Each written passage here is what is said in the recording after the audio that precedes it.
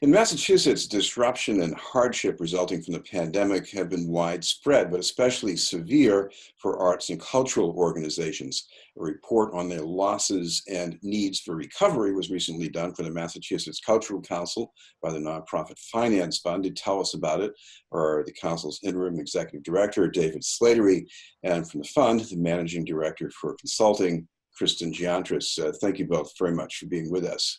Thank you, Chris. I will say with David, I imagine what's least surprising in a way here is that the people who work in this sector are, they're in a really bad spot right now, a lot of hurt, I imagine. But what was the reason for doing this survey? Well, the survey is this COVID crisis, which was, I think, frankly, came up very quickly and was unforeseen in early March. It really hits the nonprofit cultural sector where it hurts the most. They largely make their income through performances and earned revenue or ticket sales. That went away with the shutdown. The ability to raise funds went away with the shutdown. You could not hold fundraising. And although I know the stock market has gone up and down, I know that in March when we first started looking at this, the endowment dropped off a cliff. They went down about 30%. I know that they've recovered since then. So it's really a triple whammy for the cultural sector when this hit. And this is actually this survey that we're doing now that we did with NFF is our most comprehensive survey. This is in fact the third survey Mass Cultural Council has run of the cultural sector since the crisis began in March. And the idea is to truly document and see what the level of financial impact has been to the sector. Kristin, what you looked at here were the losses, but this isn't just the loss from gate revenue. This is also about fundraising, isn't it? Yes, absolutely. The cultural sector obviously relies on both the losses from earned income and as well as contributed income. And the breakdown was sort of tilted towards the earned revenue side. There was $365.4 million lost in earned revenue, but there was also a meaningful $59.5 million lost in that contributed revenue. And that contributed revenue shows up in the form of canceled fundraising events and other kinds of funding activities from individuals and larger philanthropic donors. And we saw 79% of the respondents having to cancel those. And then 98% had to cancel their in-person programming, which is what really impacts that earned income side. And how does that ripple out to the rest of the economy, David? Because when you have a concert or you have a whole lot of people going to see some exhibit at a museum, they go someplace afterwards or maybe before, don't they? Right. The impact of the cultural sector, and we spent years documenting this with NFF and others. I think if you look, it was before COVID was a $2.3 billion impact on the Massachusetts economy in previous years. So this was basically just wiping out a key piece of our economic activity in the Commonwealth when this crisis hit and all these organizations had to shut down. Kristin, what about the fundraising that you said is down? Is this about sources of funding who are also maybe hurting for money? Or is this simply that the ability to gather in an event is choking things up?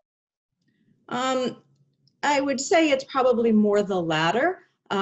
That these are gathering economies, as we've been stating. The importance of coming together is crucial for how these organizations operate. So their operating models are really driven by the idea that they can actually come together. And many of them rely on significant, sort of key fundraising activities during the year, whether it be a gala or another type of annual or biannual event. And those events are often about putting the art or cultural activity at the center, and it's hard to gather around that in this moment. David, fundraising is certainly a way to get money, but what about the chemistry that goes on at these events? Because I get the sense that these events bring people from different sectors together, and isn't that an important part of it too? Yes, I think it's absolutely correct. I think one of the things we've been saying over the years at Mass Cultural Council is one of the, quote, superpowers, not only of our organization, the agency that supports arts and culture, but the sector generally is convening is our superpower. Bringing people together is crucial to the cultural experience in our sector. Bringing people together to exchange ideas, bringing people together at fundraisers, bringing people together to talk about what the experience is key to what we do. Kristin, we do see some cultural organizations reopening already with a lot of limitation on people coming in and maybe things that they can do. And they have some expenses to get further down the line with that. What did you find out about their needs? Yeah, we really looked at what it was going to cost to initially basically allow these organizations to open their doors. So they'd already lost $425 million in revenue just by not operating under more normal conditions. But just to open the doors, it was going to cost $117 million to bring their programs, quote unquote, back online in some way. It really was affecting a number of different things. It's asking to shift programming activities to virtual formats, and what the investments that were going to be needed to make that shift. Capital investments like improvements or additions perhaps to an HVAC system. This idea of public safety is a big part of what it takes to reopen.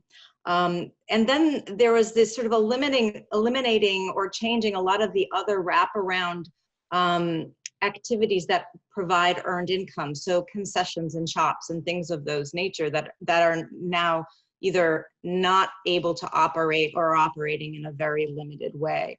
And then let's not forget about this idea of social distancing and therefore the reduced occupancy that has to come with any kind of gathering space. So you're talking about if people are coming into a space, fewer people there, and just basically lost therefore of income by not having as many people in seats, for example, as you would before. David, what do you see for recovery? Because even if we reach a stage fairly soon where there's a vaccine that's very effective, don't we have to worry about things like continued restrictions on international visitors, or maybe companies in Boston saying, we don't need to bring creative people here anymore. We can just have them telecommute from anywhere on the planet. Yeah, I think that is one of the things that everyone is looking at. I think the uncertainty is one of the things that's bothering the sector in a big way right here. Those restrictions and others, and I think what you need to see here, or what everyone needs to see here, is that although we at the Mass Cultural Council will continue to provide all the services and assistance, the assistance of NFF as well, of providing webinars and financial management seminars and so on, a fairly robust public investment is going to be needed to keep our sector afloat during this time until we get, and nobody right now knows what the other end of the crisis looks like, but we're hoping it's coming soon. Kristin, I imagine another thing that people in the legislature might want to hear about too is that, this is a time with a lot of urgency around equity, especially racial equity. How does this sector relate to that? Well, I think that the sector relates in multiple ways, and not something that I can give you any actual statistics from the survey but from our experience working with cultural institutions. Cultural institutions have been at the forefront of both representing underrepresented communities and populations, the importance of Black-led and other people of color-led organizations bringing both their art to community and also bringing their communities to art is critical. And it also opens the doors to multiple populations from the community coming together. It is a gathering place for community that sort of crosses lines. And I think that certainly in this COVID moment has been restricted.